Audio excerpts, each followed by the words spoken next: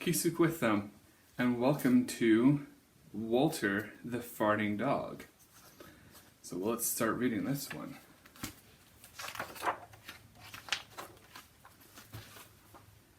Betty and Billy brought Walter home from the dog pound. Nobody wanted him, they said. But we love him, said Betty. Well, he smells awful, said their mother. I think you better give him a bath. Mother walked in and said, he still smells awful. And that's when they got the first clue, the telltale bubbles in the water. He's probably just a little nervous, said Mother, hopefully. His stomach must be upset. But Walter's stomach wasn't upset. Walter's stomach was fine. He felt perfectly normal. He just farted a lot. He did it when he bathed. He did it when he played with Betty and Billy. He did it when he walked around the house. He did it in the dining room. He did it in the kitchen. And he did it in his sleep. That dog farts morning, noon, and night, said Father. He can't help it, Daddy, said Betty and Billy. They didn't mind Walter's farts. So what if he farts? Billy said to Betty when they were alone in their room with Walter. Betty agreed. Walter agreed too. He sat there, looking innocently, farting. Take him to the vet, said Father. Farting, said the vet, or rectal flatulence, as we say in the medical profession, and prescribed a change in diet. They gave Walter every kind of dog food. He farted. They tried him on cat food. They gave him hot dogs, hamburgers, and lettuce and tomato sandwiches. They gave him fried chicken. They gave him rabbit food. They made him a vegetarian. No matter what that dog eats, he turns it into farts, roared Father. Walter got the blame for everybody else's farts, too. If Uncle Irv let one slip, he just went and stood near Walter. Then he would say, Walter, and everyone would look at poor Walter. He has to go back to the pound, said Father. No, Daddy, please, begged Betty and Billy. Don't send Walter away. He goes tomorrow, said Father. They pleaded. Walter farted. It was all over. That night, Betty and Billy cried in their beds, and Walter looked at them unhappily. Oh, Walter, said Betty, you've got to stop farting. Because Father is going to send you back to the pound tomorrow, said Billy.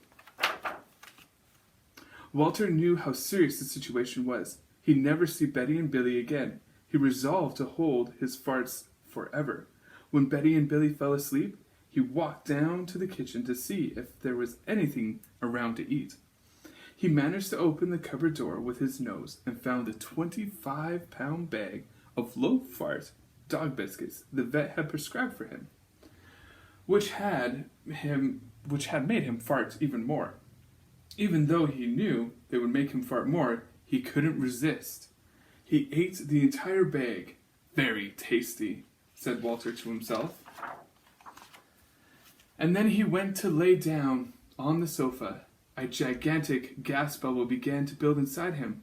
This was going to be trouble, he said to himself. He was afraid of what might happen if he let it go. He thought maybe the house would explode, so he kept it in. It wasn't easy. In fact, it was torture. But he had resolved never to fart again. His future depended on it. As he lay there, with his tail wrapped tightly between his legs, he heard a noise at the window. He watched it slowly open. A pair of burglars came through. They dropped silently into the kitchen. Watch out for the dog, said one of the burglars. He won't bite, said the other one. He's a wimp. Walter might have bitten them, except he was so filled with gas he couldn't move. They tied a rag around his snout so he couldn't bark.